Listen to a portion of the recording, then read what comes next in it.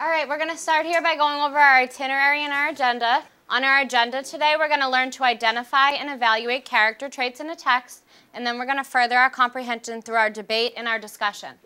We're going to start with a quick write. We're going to move on to a mini lesson. We're going to use Bloom's taxonomy to review our character traits from yesterday. Today, our essential question for reading is how does... The objective of the lesson today was for students to learn to provide evidence to support their speaking and their writing, specifically in choosing the best evidence to support any of the answers they give. Today we're going to move on to our rotations. For writing, we're going to be doing providing evidence using literature, and that's at the work table. We're going to talk about doing reciprocal teaching. While you're doing reciprocal teaching, I want you to focus on providing evidence when you answer questions to other people. And then we're going to have our debate and our discussions at the second work table. So to begin today, I want you all in your notebooks to write one character trait from King Midas. I want you to try to use evidence and make sure it's in a complete sentence. In the whole group setting, I introduced the initial skill first, and for today, that was providing evidence. Who would like to share one of the character traits they came up with and some evidence that they have for it? I want you to remember to use those skills that we learned yesterday about character traits. Kyle, go ahead. King Midas was thoughtful because at the end of the story, he restored his daughter after turning her into gold. Good. So what we're going to focus on today is providing not only evidence, but the best evidence. What do you think you're going to use to provide the best evidence? Rebecca. I think you use evaluating to judge about what evidence you're going to pick for that person. Today, I use the activator to summarize the skill from yesterday, which asked them to talk about character traits, but then it tied in the new skill of providing evidence. Okay, everybody focus back up here. You guys can get started now at your centers, and I'm going to ring the bell again when you have 5 more minutes, okay? Go ahead. Today we're going to focus on choosing the right main idea and choosing the right evidence to support that main idea, especially when you're making a point like in a debate. The objective at the teaching table was that all students would be able to provide evidence to support their answer, that they would know how to select that evidence within a text, and that they would be able to use that appropriately to back up some of their responses. What does it mean to categorize something? Nick. To put it in a place. To put it in a place. And how do you put those things in a place when you're categorizing? Ricky. Something that they both have in common. When you organize your writing or your speaking, you're doing the same thing. You're categorizing what you have and you're putting it into groups that make sense. With the Tier 1 group of instruction, I had them evaluate different texts and the fairy tales that we were using so that they could provide the best evidence. What comes to mind when you think about King Midas and the question, how can actions have unexpected consequences? Raymond. He couldn't eat because every time he touched things, the solids or the materials turned into gold. He couldn't eat. Good. What category do these fall into? Kiana. Unexpected. These are unexpected what?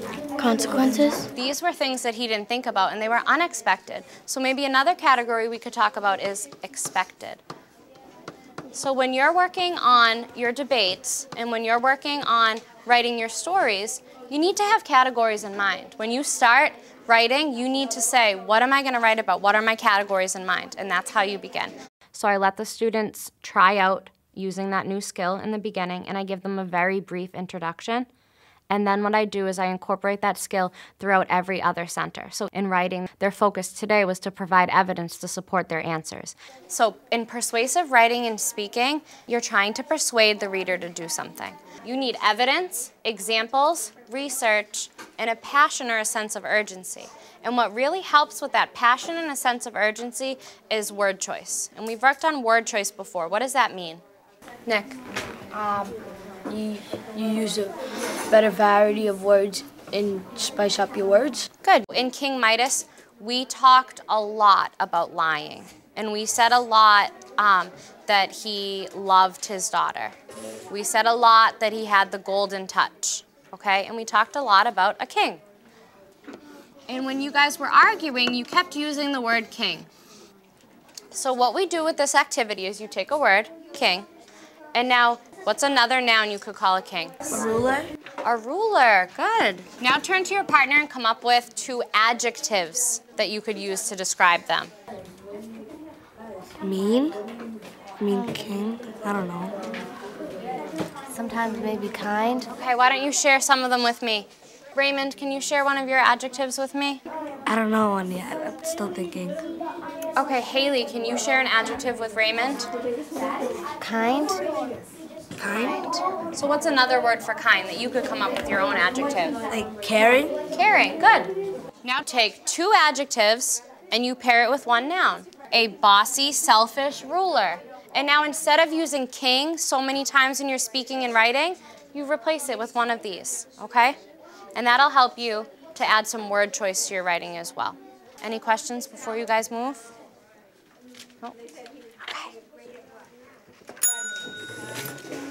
Once upon a time, there was a little village girl, the prettiest that had ever... Part of the management piece is the transitioning of students from group to group. What I wanted to do was find a way that students could actually be working while they were transitioning to the next center. So I started with some poetry for fun, and when the students were listening, I started asking them questions to make sure that they were actually listening. And I found that it improves their listening skills. What element of a fairy tale does this small passage have in it?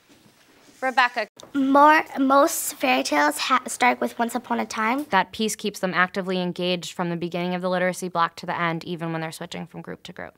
We're going to start by playing a little game.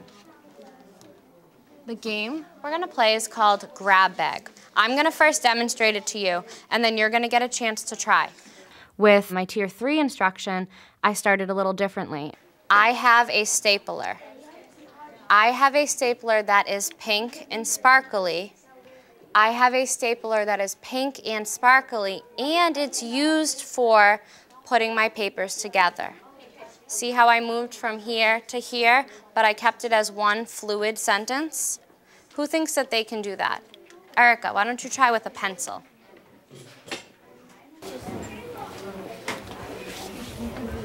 I have a pencil. I have a pencil that is yellow and pink.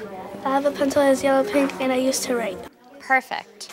So you have a pencil that is yellow and pink and you used to write. They talked about elaborating details on how to form those sentences so that they could start at the beginning where they needed that extra push and that extra introduction of instructions. I want you to think about these sentences because this is important when we're talking about our evidence. It's important for how you write your sentences, and it's also important that your sentences are stronger. So when we add details to our sentences, it strengthens our argument.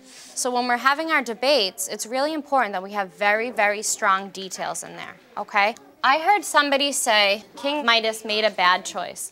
What could we do to move it this way? What details could you add to get it over to this side? Noelle. He made a bad choice because when he got the gold touch, he touched everything and he touched his daughter. So his daughter turned into gold. Good. Do you see how this sentence is stronger than that sentence? What makes this sentence better than this? Dana, what do you think? Because you're telling more details about what happened. Good. Visualize this game. Visualize yourself coming up with a sentence, stepping from I have to it looks like to its purposes. And when you have walked through all three of these steps, that's when you have the best sentence. So what I'm going to do right now is I'm going to pose a question to you. I'm going to ask you, is it ever okay to lie? And I'm going to first give you a minute to think about it to yourself. But I want you to visually, in your head, walk through these three steps. And when you give me a sentence, I want it to be all the way over here. So take a minute and think about it. Then once you think about it, tell your partner, and then you're going to share it with me. So 3 steps. Because you lie to your mom and you say you didn't do it, she'll probably find out. And if your birthday's coming up, she'll just probably not get you anything. Claudemir, you had a really good one I heard you talking about. What was your example about lying? Lying, if you lie, you might lose a friend because you might hurt their feelings. Good. So what Claudemir is saying is that when you lie, you could hurt somebody and you could lose their friendship. That sentence helps us get over to here because you're giving a specific example of the effect that it's going to have on somebody. So over here is, no, it's not okay to lie. To get all the way over here, he's giving an example. It's never okay to lie because you could lose a friendship. One time when I lied, my best friend was mad at me and something happened. So you're giving evidence and an example, okay? So the three things I want you to take away from this table today when you go over to start reciprocal teaching: providing evidence, walking through the 3 steps, and starting to think about some word choice. And we're really gonna get into word choice tomorrow, okay?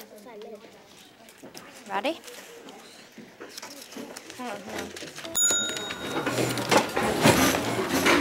The wolf. They don't believe me. They think I'm crazy. But let me tell you something. It's a wicked, wicked world out there. If you didn't already know. And that little Red Riding Hood, she's not as nice as you think she is. At the first workstation, I use that as a fluency center.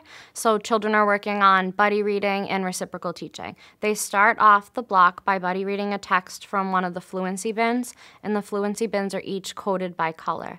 Okay, he looked up at the ceiling behind me. I felt like a dumb bum. Okay, see you later. I went back upstairs to make myself a bowl of Cheerios with an inch of sugar on top. They rejoin together at the group and they participate in reciprocal teaching. With reciprocal teaching, each child gets a turn to talk about the text, to ask questions, to summarize, to clarify, and to predict. What do you guys predict about who is Miranda talking to while she is saying your note? I think she's talking to us, like the author made it so she's talking to us, or she's talking to herself. Do you think Miranda's mom handled the note good? I don't really think so because she really didn't do anything about it.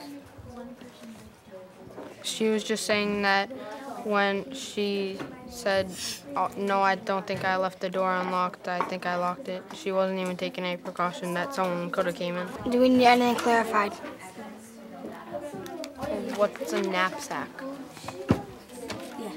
And I think a knapsack is something that you bring to school every day, because in the story, she kept saying, let me get my knapsack on page 58. And maybe that's like a backpack, but they call it that. Now, let's go on to summarizers. Okay, first let's take notes of what happened in it, and then we can put it into 10 words or less into 1 sentence. Okay, Miranda got a letter, the door was unlocked, Mom didn't do anything, no one took anything when they broke in, so. Miranda found a note when she got home. It's too many. What I want you to do now is close your materials. As our summarizer today, to close our whole lesson, what we're going to talk about is our ticket to leave. And our ticket to leave today is going to be writing 1 point from your debate. So the question we talked about was, how can actions have unexpected consequences? Is it ever okay to lie? And what we're going to do is, I'm going to ask each group to focus on the specific thing that I told them to today. The benefits of small group instruction in my classroom specifically have been miraculous. I'm able to give each child almost their own curriculum. So my red and yellow, when you're writing your answer to this question, I want you to have some good details in there. Think about those, walking through those 3 steps. My blue and green, I want you guys to really think about how you're choosing the best evidence. And I want you guys to all have together a statement that chooses not only some evidence, but the best evidence to answer that question. So I'm going to give you a couple minutes right now to get down on your paper and answer that question. And then we'll all share so you can hear what some of the other groups learned, and we can all have some strengths from there. There aren't students who are being held back. There aren't students who are being pushed so far that it's past their zone of development and they're not able to comprehend what we're doing. We put those students in groups so that I can choose lessons and topics and skills that meet their needs. Who from the yellow and red group can share with me one of the examples you came up with? Fernando was lying to his parents where he was going, and his cousin got hurt. And his cousin got hurt. So what they focused on was providing examples, either from their own lives or from literature, to use as evidence.